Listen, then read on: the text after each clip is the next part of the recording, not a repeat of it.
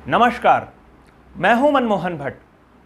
उत्तराखंड को देवभूमि कहा जाता है, उत्तराखंड को वीरों की भूमि भी कहा जाता है। उत्तराखंड में पांचवा धाम सैन्य धाम बनने जा रहा है, जिसके लिए 20 करोड़ रुपए का इंतजाम इस बजट में किया गया है, जो बजट 2 दिन पहले मुख्यमंत्री पुष्कर सिंह धामी के वित्त मंत्री प्रेमचंद अग्रवाल ने प्रस्तुत किया है विधानसभा के भीतर। उत्तराखंड के 2 मंडल हैं, एक है गढ़वाल और दूसरा है कुमाऊं। दोनों ही क्षेत्रों के निवासियों के बीच सेना में जाने को लेकर उत्साह हमेशा ही बना रहता है। चाहे वो गढ़वाल राइफल्स हो, चाहे कुमाऊं रेजिमेंट हो, चाहे असम राइफल्स हो, चाहे आईटीबीपी, बीएसएफ या कोई दूसरी पैरामिलिट्री सेवा हो, उत्तराखंड के युवाओं का जोश यहां जाने के लिए हमेशा ही दिखाई देता है। लेकिन प्रधानमंत्री नरेंद्र मोदी की योजना अग्निपथ के आने के बाद उत्तराखंड के हजारों युवाओं के सपने चकनाचूर हो सकते हैं। उत्तराखंड में भी इस योजना का धीरे धीरे विरोध होने लगा है। पूरे देश भर में इस योजना के घोषणा के बाद विरोध प्रदर्शन तीव्र हुआ है। उत्तराखंड में भी विरोध के स्वर उठने लगे हैं। मुख्यमंत्री पुष्कर सिंह धामी को खुद प्रेस के सामने आकर वक्तव्य देना पड़ा और यह दिलासा देना पड़ा कि 4 वर्ष बाद जब अग्निवीर सेना से रिटायर होकर वापस अपने घर पहुंच रहा होगा तो उत्तराखंड के अलग अलग विभागों में उनकी नौकरियों के इंतजाम किए जाएंगे। उत्तराखंड में फौज की क्या स्थिति है, उत्तराखंड में कितने फौजी हैं, उत्तराखंड में फौज में जाने को लेकर क्या जज्बा होता है, क्या अर्थव्यवस्था है, राजनीति को कैसे ये फौजी प्रभावित करते हैं, ये सब बातें मैं आपको बताऊंगा। लेकिन अपने इस प्रकरण पर हम आगे बढ़ें उससे पहले आप तमाम सम्मानित दर्शकों से मेरा आग्रह है, अगर आपने अभी तक हमारे इस चैनल को सब्सक्राइब नहीं किया है तो इस चैनल को सब्सक्राइब आप जरूर कर लीजिए। कुछ दिन पहले जब उत्तराखंड में विधानसभा के चुनाव हो रहे थे तो राष्ट्रभक्ति यहां के हर परिवार में कूट कूट कर भरते हुए भारतीय जनता पार्टी दिखाई दे रही थी।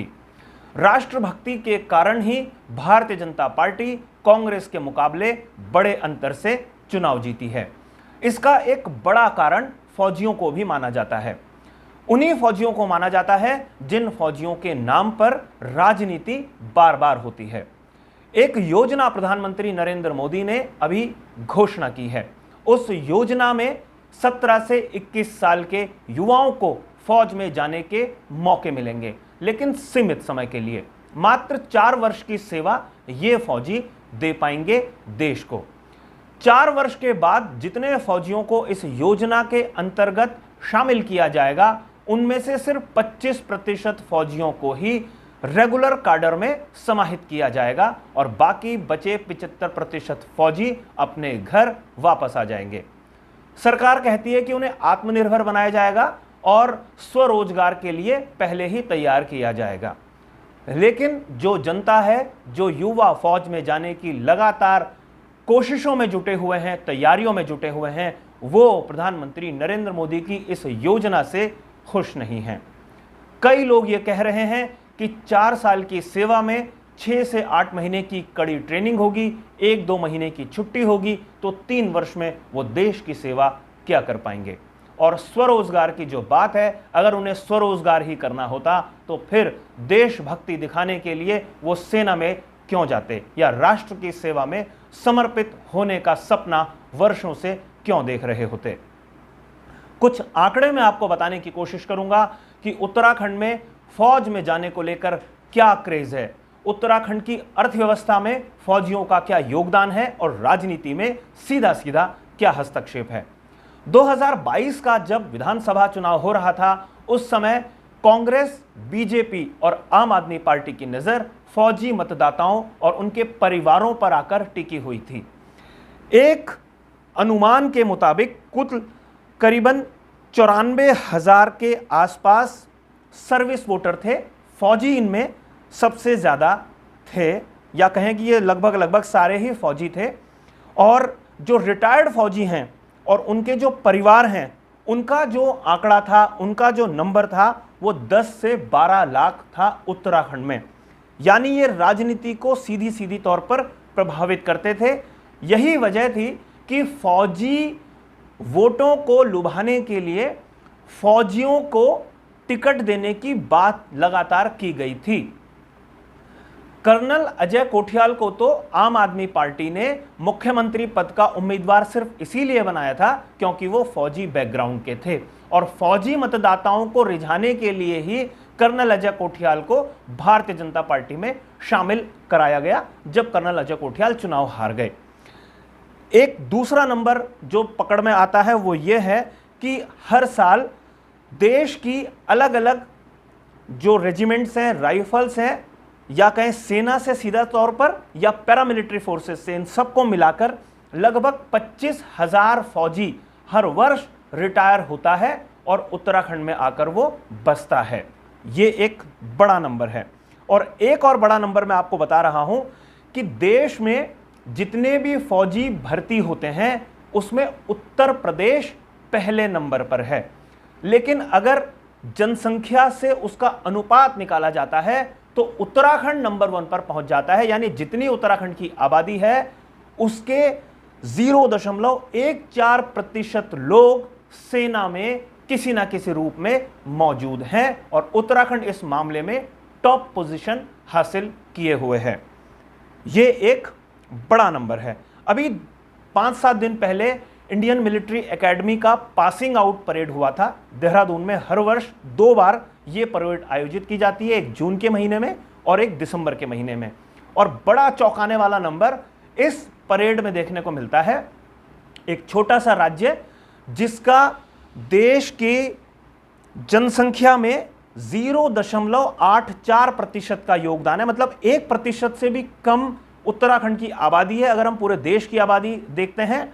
लेकिन जब सेना में बतौर सैनिक अधिकारी जेंटलमैन कैडेट्स शामिल हो रहे हैं तो उसमें 11% जो जेंटलमैन कैडेट्स हैं वो उत्तराखंड के होते हैं। 288 जेंटलमैन कैडेट्स जून के महीने में सेना में बतौर लेफ्टिनेंट शामिल हुए और इनमें 33 जेंटलमैन कैडेट्स जो लेफ्टिनेंट बने हैं वो उत्तराखंड के थे। उत्तर प्रदेश पहले नंबर पर था, लेकिन उत्तर प्रदेश की जो आबादी है और उत्तराखंड की आबादी है उसमें एक बड़ा अंतर दिखाई देता है। तो ये एक आंकड़ा है, ये समझने की कोशिश सब लोग कर रहे हैं कि जिस प्रदेश की अर्थव्यवस्था का और जिस प्रदेश की राजनीति का बड़ा आधार फौजी लोग हैं, फौजी परिवार हैं, वहां पर अग्निपथ योजना का कैसे संचालन किया जाएगा, अग्निपथ योजना के अंतर्गत कैसे फौजियों को शामिल किया जाएगा देश की सेना में। बहुत सारे लोगों की राय अलग अलग हो सकती है, लेकिन जो लोग तैयारी कर रहे हैं फौज में जाने की, उनमें से कुछ युवाओं से हमने बात करने की कोशिश की और उनका सीधा सीधा ये कहना था कि सिर्फ 3-4 साल की सेवा करने के लिए फौज में जाने का कोई औचित्य नहीं है।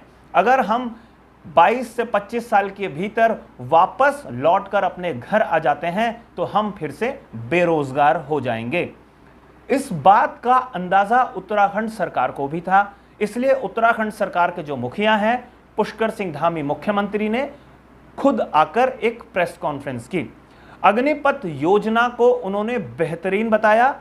अग्निवीरों के लिए उन्होंने कई तरीके की योजनाएं गिनाने की कोशिश की कि जब ये अग्निवीर रिटायर होकर आएंगे तो कई ऐसे क्षेत्र हैं जहां पर इनको समाहित किया जा सकता है सेवा में, चाहे वो आपदा प्रबंधन का विभाग है, चाहे वो उत्तराखंड पुलिस है, चाहे वो चारधाम यात्रा को बेहतर बनाने की नई तरीके की व्यवस्था बनाई जाएगी उसमें समाहित किया जाएगा और उपनल के जरिए भी ऐसे युवाओं को शामिल किया जा सकता है।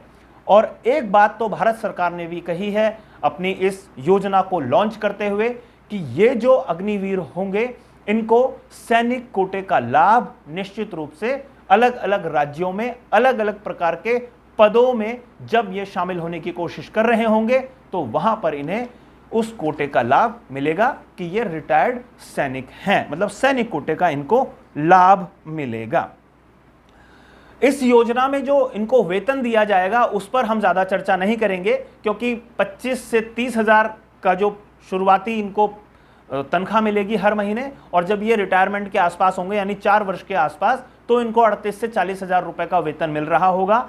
वो क्या क्या इनको लाभ मिलेंगे, किस तरीके से सरकार इनको तनख्वाह के अलावा और लाभ देगी, वो एक दूसरा मुद्दा है। लेकिन बड़ा मुद्दा यहाँ पर यह है कि जब पूरे देश भर में इस योजना के लागू होने से पहले ही हंगामा मच गया है, जो युवा सेना में जाने की तैयारी कर रहे थे उनमें एक निराशा का भाव दिखाई देने लगा है, तो क्या भारत सरकार के ऊपर किसी तरीके का दबाव होगा? ये बात यहां पर इसलिए कही जा रही है क्योंकि जिस राष्ट्रभक्ति और जिस देशभक्ति के नाम पर तमाम युवा भारतीय जनता पार्टी के साथ सीधे या अप्रत्यक्ष रूप से जुड़ते हुए चले गए थे, क्या ऐसे युवाओं को, क्या ऐसे फौजी परिवारों को या ऐसे परिवारों को बीजेपी कहीं इग्नोर करेगी या इनकी बातों को गंभीरता से लिया जाएगा और इस अग्निवीर अग्निपथ योजना को कहीं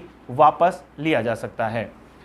उत्तराखंड के कई रिटायर्ड सैनिक अधिकारियों से भी हमने बात करने की कोशिश की और उन्होंने भी बहुत ज़्यादा खुशी इस मामले पर नहीं दिखाई। उनका इस पर स्पष्ट रुख ये था कि जो भी व्यक्ति देश की सेवा करने के लिए जाता है वो सिर्फ 3-4 साल के लिए नहीं जाता। 3-4 साल की सेवा देने के लिए कंसल्टेंट्स या जो कुछ व्यापारी वर्ग के लोग होते हैं वो जा सकते हैं। राष्ट्र की सेवा करने के लिए पूरा समय दिया जाना होता है, और वैसे भी जब कोई व्यक्ति 6-8 महीने की कड़ी ट्रेनिंग कर लेगा तो सिर्फ 3 वर्ष की ही बाकी सेवा करके वो क्या हासिल कर पाएगा? अब ये कुछ ऐसे सवाल हैं जो उठने शुरू हो गए हैं। देखना यह है कि कितना दबाव उपद्रव करने वाले युवा, राष्ट्रभक्ति से भरपूर युवा दबाव बना पाते हैं केंद्र सरकार पर। साथियों, हमारी आज की इस रिपोर्ट में फिलहाल इतना ही, लेकिन जाने से पहले आपसे मैं आज 3 आग्रह जरूर करूंगा। पहला आग्रह तो ये कि अपनी टिप्पणियां अग्निपथ योजना पर जरूर कीजिए, क्योंकि उत्तराखंड के हजारों युवा इस योजना के दायरे में आ सकते हैं। हजारों युवा लगातार तैयारी कर रहे हैं सेना में जाने के लिए, तो ऐसे युवाओं के परिवार अपनी टिप्पणी जरूर कीजिए।